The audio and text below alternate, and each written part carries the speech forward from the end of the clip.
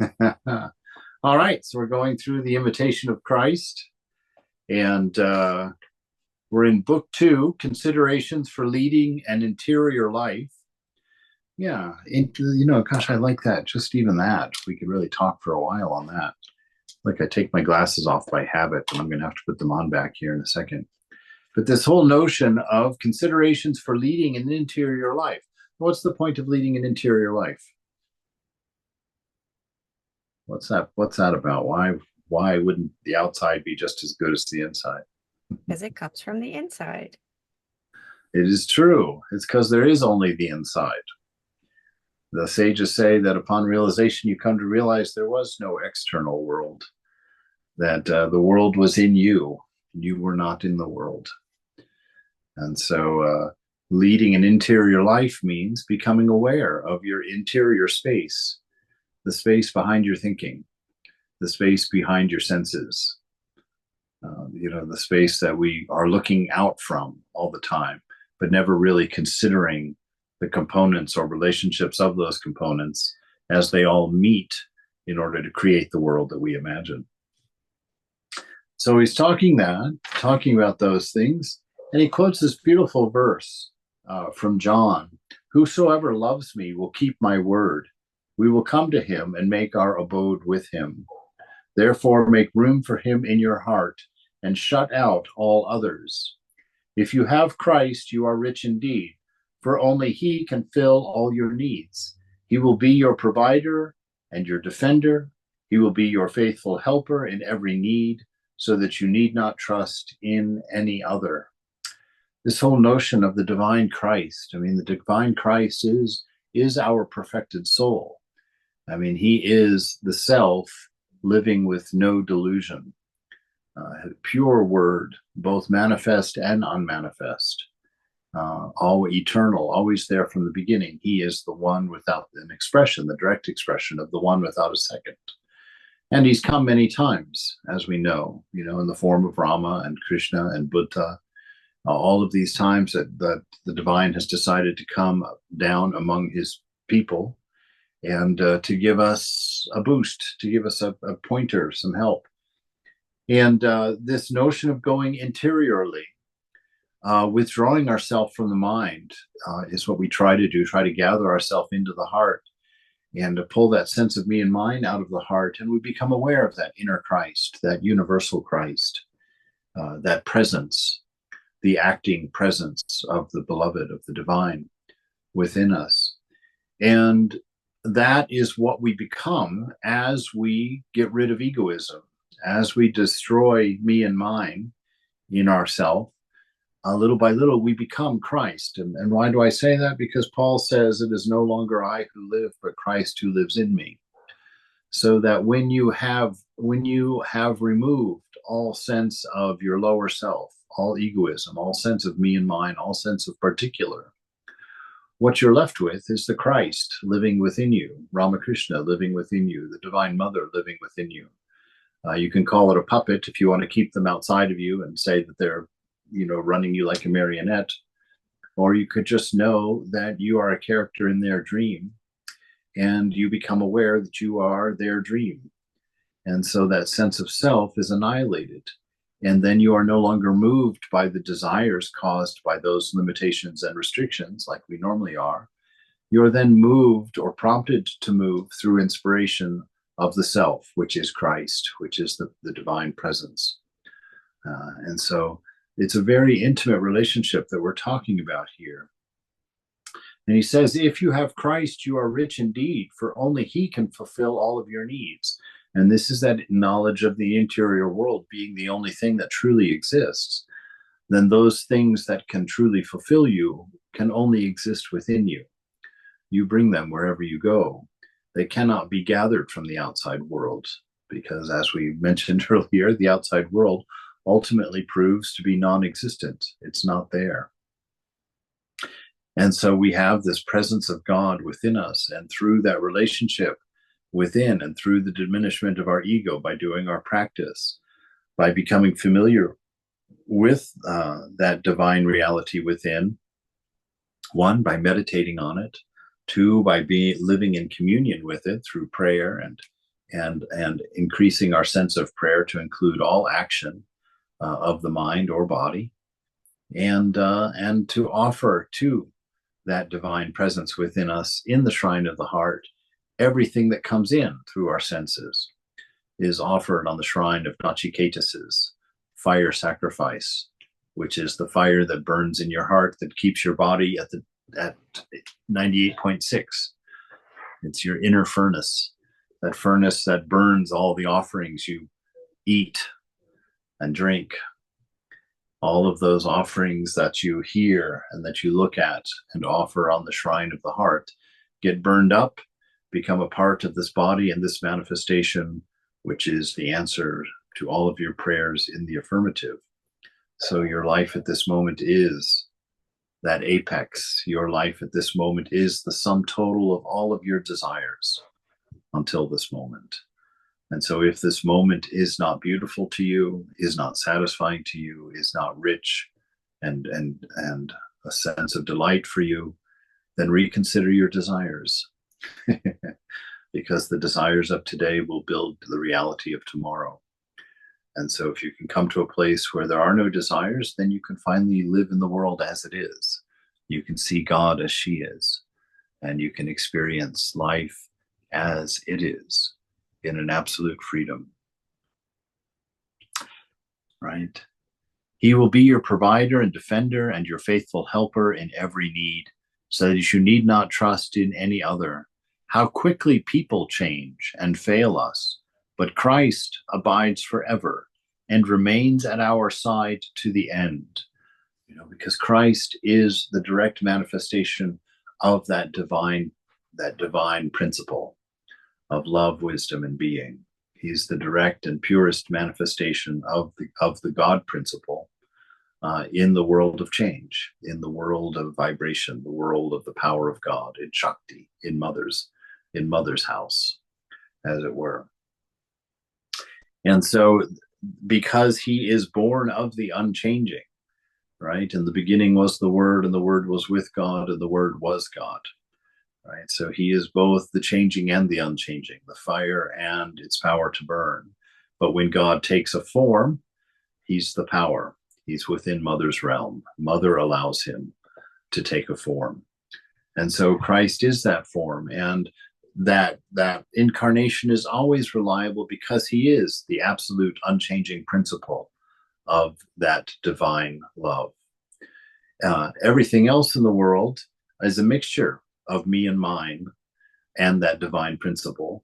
So that divine principle is still inspiring everything that happens in the world, but it's being forced through like one of those clay dough factories. Do you remember those?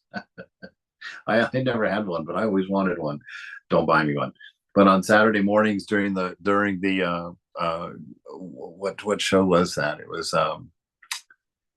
the cartoons that played on Saturday mornings. There would always be that advertisement for that Play-Doh factory, and it was just basically a press, and you could get all these different shapes, and you put the crest, all of the clay in the big holder there, and then you press the press, and it would squeeze it through the whatever form you had on the front. And there were stars, and there were tubes, and there were squares, and all kinds of things. And it's a perfect setup. That clay that goes into that hatch is Satchit Ananda. The hatch itself is the mind, right? And pressing that clay and bringing it out the front of the mind is your personality, your ego. So it's who you are. You are Satchit Ananda pressed through an impure mind, a mind that has me and mine in it. And so it comes out in shapes. It doesn't come out in an even spread where everybody gets loved equally. It comes out in the forms of particulars. I like that person. I like that food. I don't like that person. I don't like my apartment. I do like where I live. Whatnot like that. All of the me's and mine's that then change the way that it manifests. And so it manifests into this world after it comes through all of those different impurities. And so the more pure that you are, the more God can be directly seen in you, right? The more people feel that presence when they're in your presence, because you have the same presence as the divine. So, how quickly people change and fail us, but Christ abides forever and remains at our side to the end, whatever the end might be. I don't know what they had in mind, probably judgment. No confidence is to be placed in mortal human beings, no matter how helpful they may be, no matter how dear they may be, for we are all frail. Neither should you be downcast if one day they are on your side and the next day they are against you. For humans are changeable like the wind.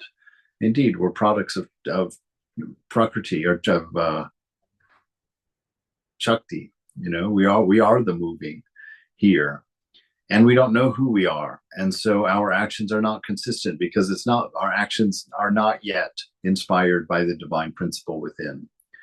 Our actions are inspired by hungers and thirsts, by perspectives and thoughts, and so they can't be relied on.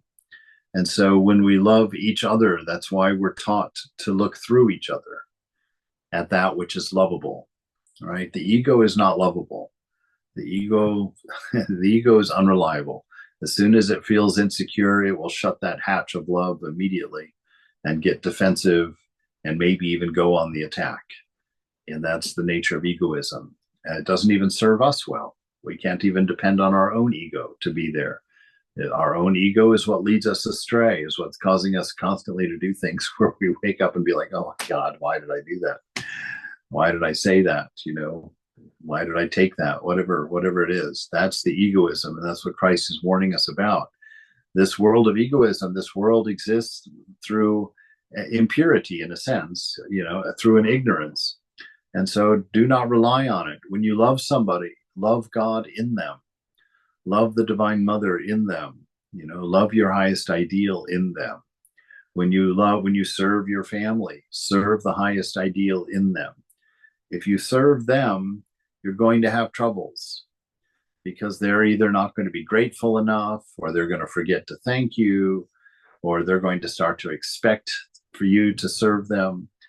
And your egoism is going to increase also. The more you serve them, the more you think that you're a great server, that you're a great mom, you're a great dad, you're a great person, whatever. And ultimately resentment builds. And they hate you because they're always in the position of being served, and that sort of diminishes their egoism. And you get proud because you're always helping them and always the one to give and take care of them. But that's an unsustainable dynamic. So we grab onto karma yoga from Swamiji, and we make that adjustment. We don't serve our children. We serve God in our children. We don't serve our husbands and our wives. We serve God in our husbands and wives. And that prevents the expectations on your part of getting anything in return for it. And it takes away the burden that they'll feel on their part, because it won't be linked to them. They won't be indebted to you for that service, because that service is your own benefit, that service of the divine in them. So it works much better that way. So don't put your confidence or your trust in people. They're going to let you down. Just know that up front. Don't hold it against them. It's part of the fallen nature, part of people who believe themselves to be body mind, that they won't be reliable. At some point, they're going to be the other side. But you can be that steady flame, knowing that God is in them, knowing that it's only the egoistic play that is unreliable. You can still be friends with them. You can still forgive them because you know what their real nature is, because that is what you have always looked at in them, and that is what you have always served in them.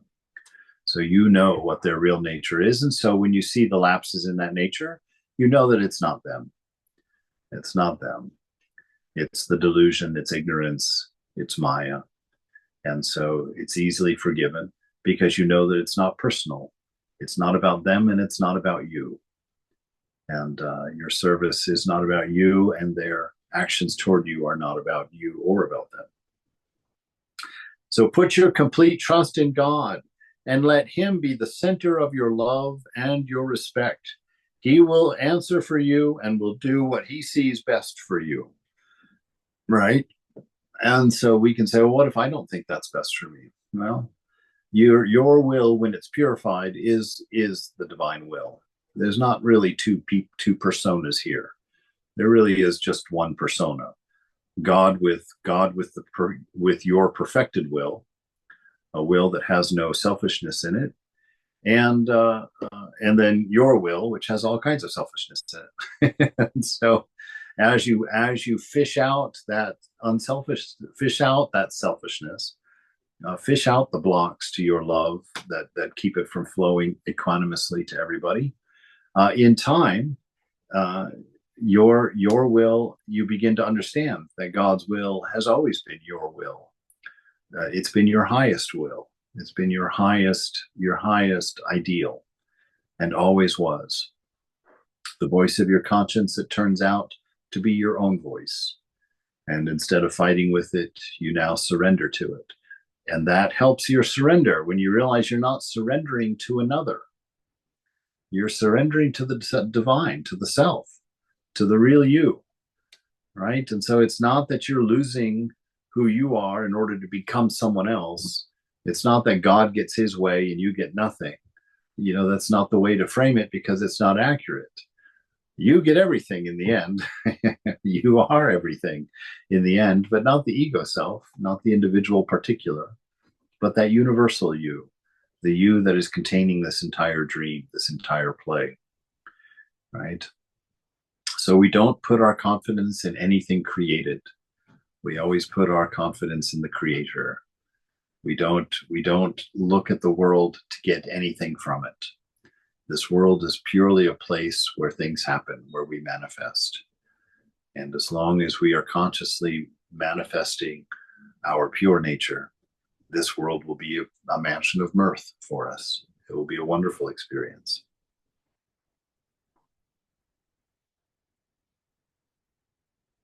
What are you but an alien and a pilgrim? Only if you are united to Christ will you have a rest, right? So in this world, we're two things. We're an alien because this is not our native country. This world, this body, as if somebody has to tell you. When you just get up and look in the shower in the morning, you're like, oh my God, that's not me. That can't be me. All right. Having this body and being restricted and limited in this way, when our mind is so much bigger, we are aliens here. We're not meant to make our home here. We're not meant to pitch anything here. Why? Because it doesn't last. Everything is constantly moving. Nothing is secure. Nothing is stationary. Nothing is permanent. And so how can you make a home here? You can't. If you try, you suffer. You're constantly having to till the ground for your desires. You finally save up enough money for your motorcycle. You go out to get on it the next day, and it turns out that somebody put sugar in the gasoline and carved their name in the seat. It's and that's the nature of the world. You can't collect here. You come in naked and alone, you go out naked and alone. And that should be enough for you. You should understand the meaning of life from that alone. Life is not about coming and getting or taking. Life is about manifesting that divine principle. That's what your life is for. That's the purpose of life, is to manifest your divine principle free of egoism, freely and abundantly, to try and give away your infinite source of love. That's what life is. And if you want a fulfilling life, a happy life, a peaceful life, then live a life that's motivated purely by love and wisdom, purely by those two. But what are you? An alien and a pilgrim, right? Because we're passing through. And as soon as we shake off our delusion, as soon as we shake off our love of the body and mind and our confusion about who we are, well, then at that time, we will be united with Christ. That is exactly how we reunite with our highest ideal, whatever name we give that ideal. Why do you look to have rest on this earth when it is not your true home? Right? You're immortal. That's why everything falls through your fingers here. Feed yourself. A few hours later, you're hungry again. Buy that perfect dress. Next year, it's out of style, or somebody borrows it and ruins it. It's like this. This is the nature, and so we're always acting as if we're surprised by it. When someone dies, we're like, "Oh God, how could you take my loved one? How could you take my friend? Don't you care about me? You know, how can you forsake me like this?" It's like he looks at you so confused. He's like, "What are you talking about? At what day did anybody promise anybody that anything would last forever? You know, I gave you birth, and with that package comes death. What are you surprised at? And what are you afraid of? Birth doesn't terrify you. Why would death terrify you? So, you know, know these things. Be a foreigner here and be glad to be a foreigner here. Why do you look to have rest on this earth when it is not your true home? Your home is heaven, and all earthly things are transitory, and you as well, this lower self, this ego self. You are actively at this very moment, by the nature of this class, dismantling yourself. You're bringing about your very end. It's just a matter of time before you have completely dismantled all of your limitations and restrictions that bear your name and become Christ, become Ramakrishna, become Rama, become Holy Mother. Do not cling. Don't resist it. Don't cling to anything. Don't try and keep anything the way that it is in this world. This world is change. So allow it to change. Embrace the change. Run directly into the change headlong. Expecting nothing but change. Expecting nothing but the show of the multifarious ways that love can manifest. And see God in it all. Your home is heaven, and all earthly things are transitory, and you as well. Do not cling to them, for you will become enmeshed in them and be destroyed. Right? And how will you be destroyed? Because those things that you're enmeshed in, that you've identified with, are going to rot. Right? And so if you think yourself to be the body, if you believe this is you, you will feel destruction. You will watch yourself diminish by the mere fact that you're identifying with that which is diminishing, right? You will feel that sickness. You will feel the terror of death and the end, because you will suspect it is happening to you and that it is you that is being destroyed. Of course, on the flip side, after the body falls off, you kind of sit there like that confused cartoon character. Well, what happened? The body's gone. And what? I'm still here, but I don't have a body. Oh my God. I'm really looking forward to that experience myself. I think about that every time that I lay down to do that little exercise, where I where I try and come to Ramana Maharshi's method for realization and pretend my own death. I always sit there and I think, I can't do it right now, but someday I'm not going to have to pretend. I'm going to be here on my deathbed. And this old clunky, fat, frump of a body is finally just going to give up and fall off. And I'll be standing there looking around me like, whoa, check it out. This is what it means to not be identified with the body. This is what it means to be free. This is what it means to be immortal. Ah, and I can't even imagine what that's going to be like.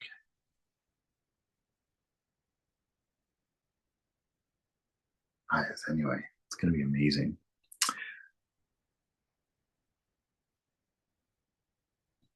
All right. Your home is heaven, and all earthly things are transitory, and you as well. Do not cling to them, for you will become enmeshed in them and be destroyed.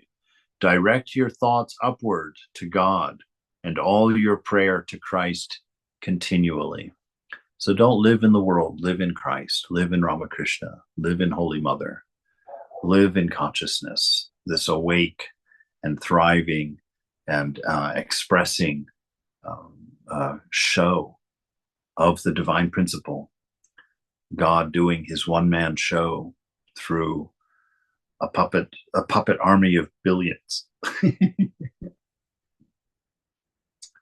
If you are unable to contemplate the Godhead, then let your thoughts dwell on the passion of Christ, finding in those sacred wounds a home.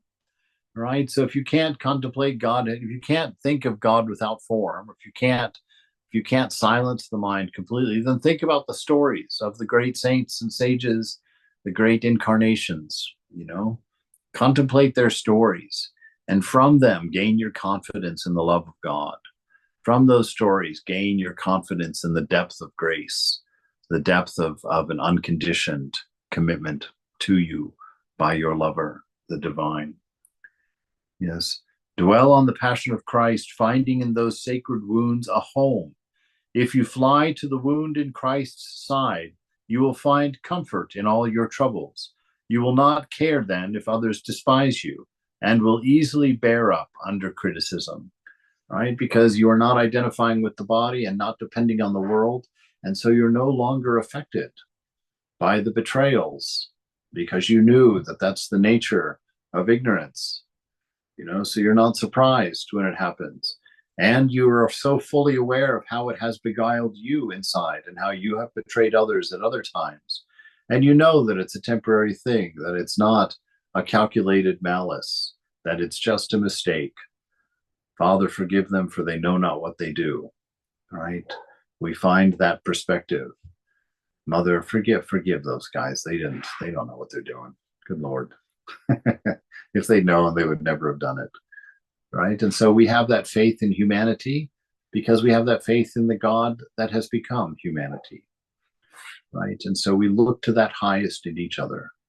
We live our life looking to the highest.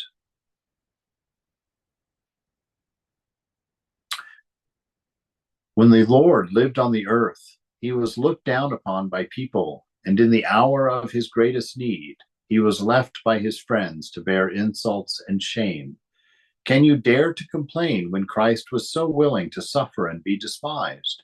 Do you expect all to be your friends and patrons when Christ was surrounded by enemies and slanderers? Which is a great point. Look at the beauty of the life of Jesus, and look at what people said about him, that he had enemies who still wanted him dead. If he can't live in a way that keeps everybody happy, don't imagine for a split second that you're going to manage to do it. If he had murderous enemies, know for sure. Hopefully you don't ever meet them, but know for sure that you have murderous enemies yourself. And it's no reflection on anything. It's just the isness of the play, right? And so just go forward in it. Don't be surprised when your favorite things disappear. Don't be surprised when your desires aren't fulfilled. Stay inside, stay aware of what is really going on. God is showing you himself, herself, in all of the possibilities of love, both painful and pleasurable. All the forms of love. So if you when you're thinking of the Christ, thinking of even Ramakrishna, think of how much love that he had, and how an enlightened soul, and there were still people that called him the crazy Brahmin, that ridiculed him as being an idiot, being the village idiot, literally, had no respect for him. That temple guard that kicked him when he was in samadhi, it's like, this is the nature of the world. If it happens to these pure souls who have never done a single thing wrong, do not be surprised when you're put through the ringer. Just say, that's the nature of this world. This world is the ringer, and here I am. And so you just put yourself through the ringer again and again and again until you're no longer bothered, because it has nothing to do with you. If all goes well with you on earth, how can you expect to be crowned in heaven for a patience you never practiced? How can you be Christ's friend if you will not be opposed? Therefore, you must suffer with Christ and for Christ if you want to reign with him. Right? Now this starts going into that strange territory that I think became more a part of things after the institution, that a spiritual soul would have a desire to reign, whether it's with Christ or not. That seems like a pretty glaring omission there. Your love of power was never surrendered. So yeah, so he says here, suffer because Christ suffered. Live your life in the way that Thakur lived his life, in the way that Mother lived her life, in the way that Rama lived his life, the way that Buddha lived his life, the way that Christ lived his life, the way that who was all of those lived those lives. That is the demonstration for you. That is their manifestation for you. They're telling you the only true story about God, a God without egoism, a God without ignorance. Right. If once you had entered into the interior of Jesus and there tasted a little bit of his ardent love, you would not consider your own convenience or inconvenience, but would even rejoice over insults done to you. For love of Jesus would urge you to despise this ego self, right? To despise this lower self, the self that has walled itself off from its reality, right? This is if just once, if just once, oh God. If just once we could enter into that pain of the heart and touch the feet of divine love, what a sanctuary we would know ourselves to be. What a sanctuary we would know our inner church to be, as it were. If we had but entered into the interior of Jesus and tasted just a little of that ardent love. I like to think of it as, you've got some wires in you, and running through those wires is pure love, the pure current of love. And if you just but once accidentally touch one of those wires inside while you're poking around in your meditation, while you're sitting there doing your inner worship, just once get that zing that throws your head back, makes you weep for a moment, and leaves you startled with what in the world was that. If just but once, then you wouldn't care about the rest. You wouldn't care about the rest. You wouldn't take anything personally. You wouldn't be inconvenienced.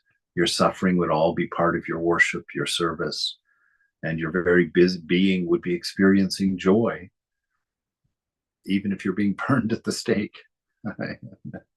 to pick the worst thing I can think of. That this experience of love is transcendent. And Jesus died on a cross in bliss, in the presence of the beloved, in the presence of God, in a state of surrender. Ramakrishna lay down and died on his bed in peace. Holy Mother, every single one of us will lay down all of this stuff that we've gathered and cherished here in this world. Our final act is one of a complete surrender. Our final act is laying down the body itself as an offering. I lived for you. I lived for you. I took your name. And you lay that body down as an offering. And then you walk naked to Christ. You walk naked to the divine beloved. Those who love Jesus and the truth, who lead an interior life free from unruly affections, can turn to God at will. They can lift themselves up in spirit and repose in Christ with joy, because we would have become so familiar with that grace, so familiar with the nature of that divine love, that it takes nothing to accept it, to offer it, to offer yourself to it. It's never out of reach, right? It's never something that has to be done. It's never something that has to be fixed. It's never something you have to repair. It's something that all you have to do is turn and accept its presence, right? But you'll only be able to do that if you've surrendered your mind, right? If you've surrendered your story, because your story will live for itself and won't surrender to the divine. And so you have to let go of that story.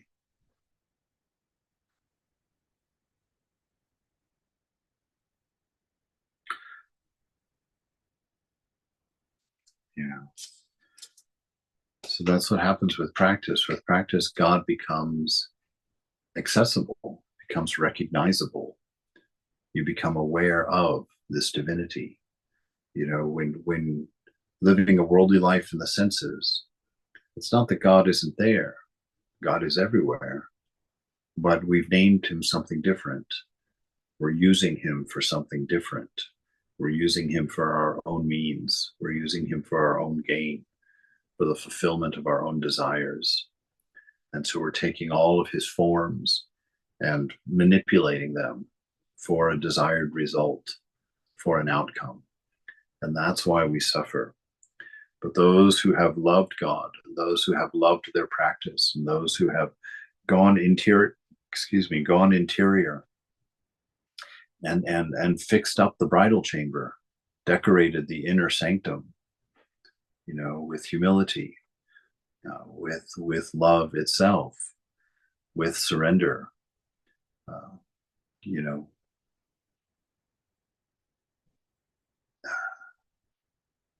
that if we've set that place up inside, it's yours. And Mother is always there. The divine presence is always there. And there is nothing ever that separates you except your ability or your inability to accept that grace.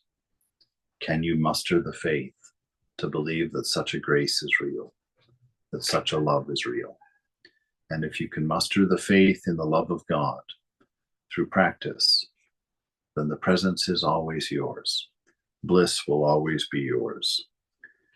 And you will lift yourself up in the spirit and repose in Christ with joy. They are wise who observe things as they are. Ooh, we're getting into some good Advaita right here. They are wise who observe things as they are and not by what is said about them. Right? Oh my God, that's almost a direct quote of what we've said in the past, right? So that you can finally see what you are when nothing is telling you what you are. That's that inner silence where you can experience this moment without a story, nothing telling you anything about the nature of anything that is happening. You simply are in it and see it and know it to be the manifestation of a divine love, the divine principle. And you throw yourself without fear into the midst of that fire. They are wise who observe things as they are, and not by what is said about them, or by the value put on them, for they are taught by God and not by humans. And this is another disguised point right here, taught by God. That means not living here, where you are in communion with God in a spontaneous response to the presence. You know, so here you are taught by God. Here you are taught by men. Here you are taught by the world. Here you are taught by experience. But here, there's no need for teaching. Here, there's simply manifestation of all that could ever be learned by the mind. They manifest spontaneously here in the moment as is necessary for navigating the moment perfectly. Right? We heard that Sri Nisargadatta say that this morning. You know, that in the moment is everything necessary to navigate the moment perfectly. And it will be spontaneously available to you as it is needed. No calculation, no thinking, no thought, no planning. Simply a silent isness, a state of interior worship. So where we are a witness, we are all witness. We know that we are only witness. And so we see everything. We're not getting stuck on particulars. The enlightened soul, the enlightened self sees everything at once. right? Understands the nature of everything that is manifesting in his sphere at that moment. Those who can raise their minds to God with little regard to outward things do not need to look for a place or time to pray or to do good deeds, because their very life has become their practice. Their very body has become their temple. They don't need to find a time and a place, because they are that time and place, right? Those who lift their minds to the divine, which means those who have silenced mind, those who have placed themselves squarely in the presence. And to do that, there's no separation. There's no me and mine. There's no separation between the two in that. Everything that you do will be a good deed.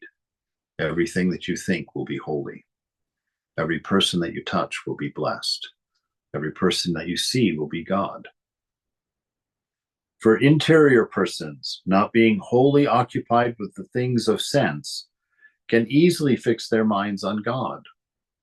Right? Those of us who are running around chasing the senses, we can't place our mind anywhere, because we can't even control the beast long enough to even find a handle on it. You know, we just sit there quarreling with it, yelling at it, trying to figure out what to do with it.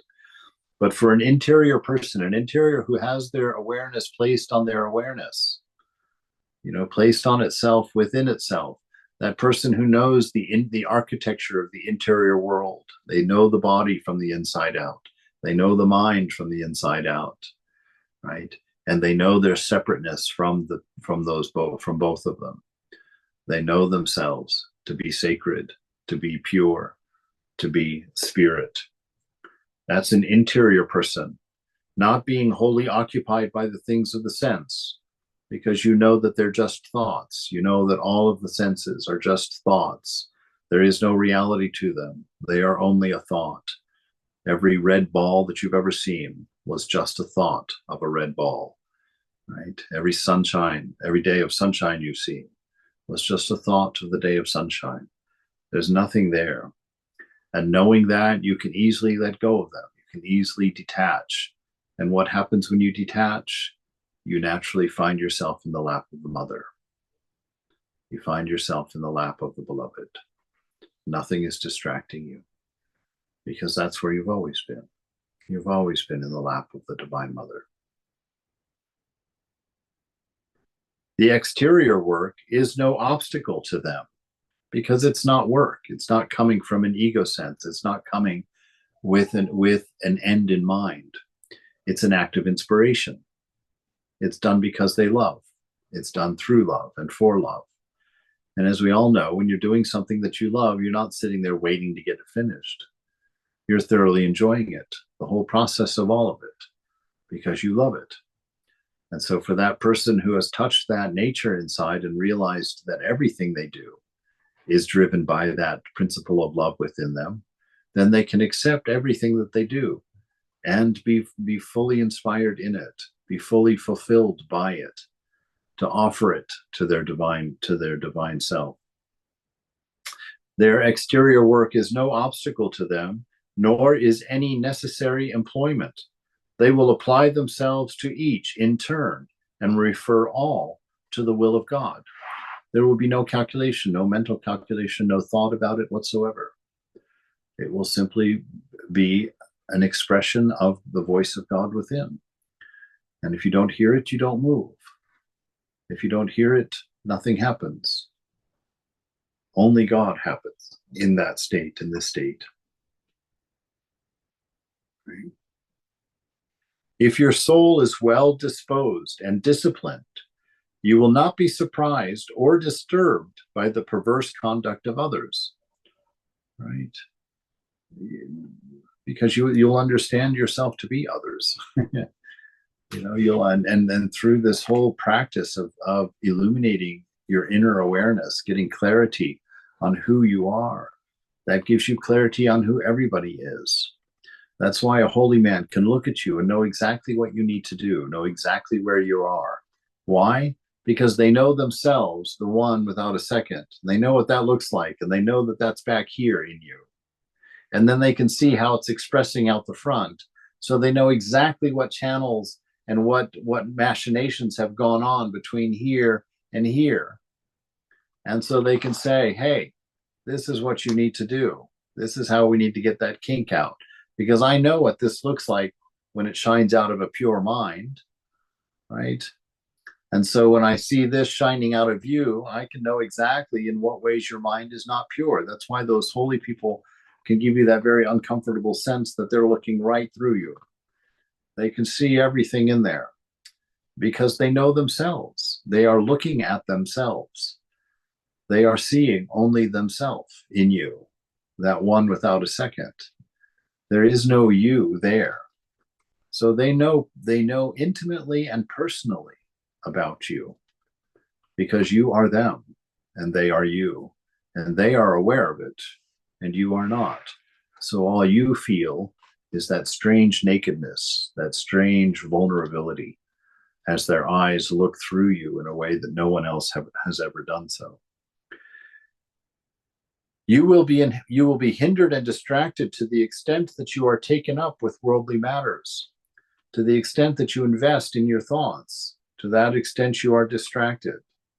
To that extent you are pulled out of the lap of God, because you're paying attention to the world of sense, the world of change, and you're living in the mind, and you're not living in the shrine anymore.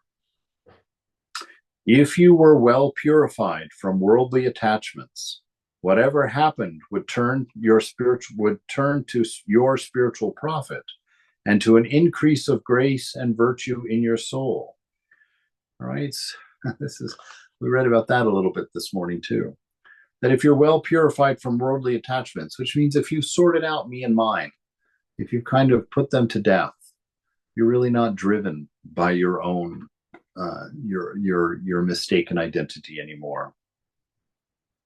So if you've been purified from those worldly attachments, whatever happened would turn to your spiritual profit, right? Because you would see it properly.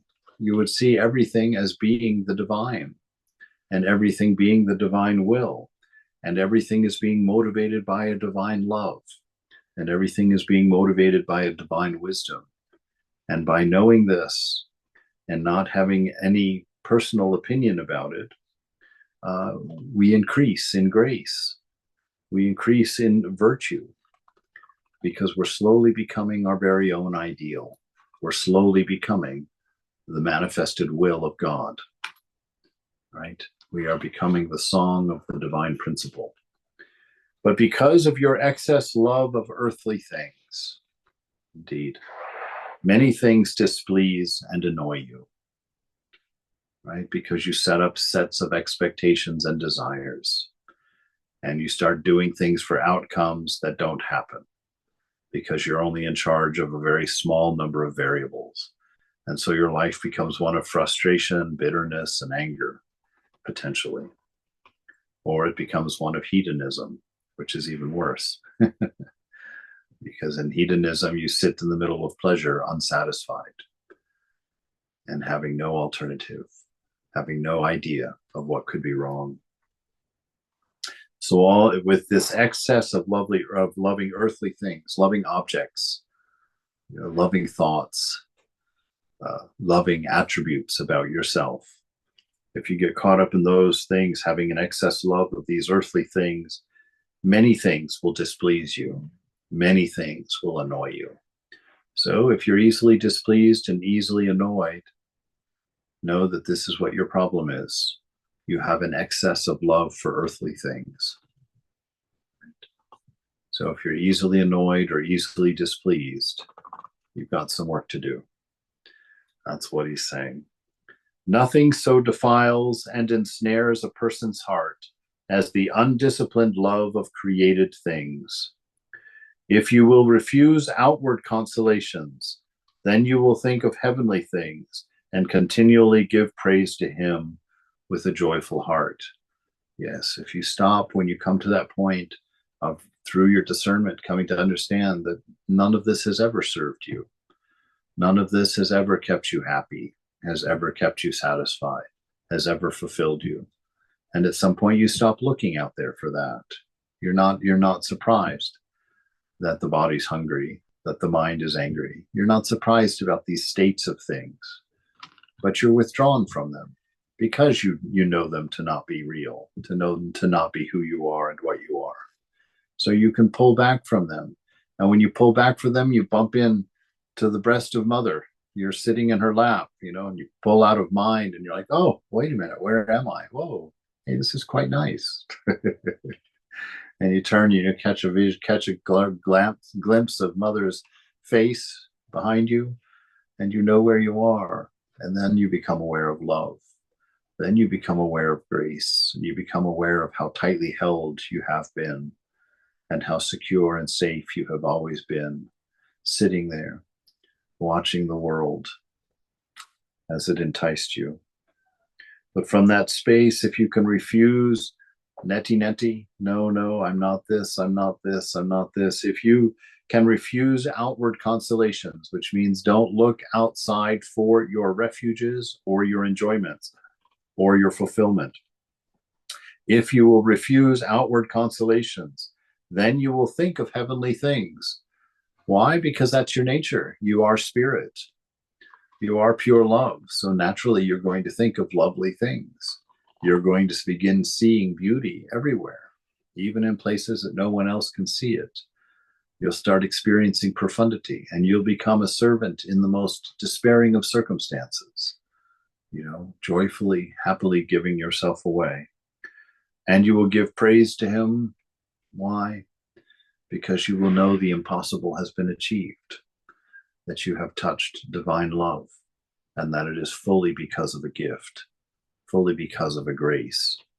And so you will continually give praise with a joyful heart, continually, because you're never going to lose it. It's never going to go away. And so this is the beauty of an interior life. There were a lot of really beautiful things there tonight. So we'll stop here for the evening.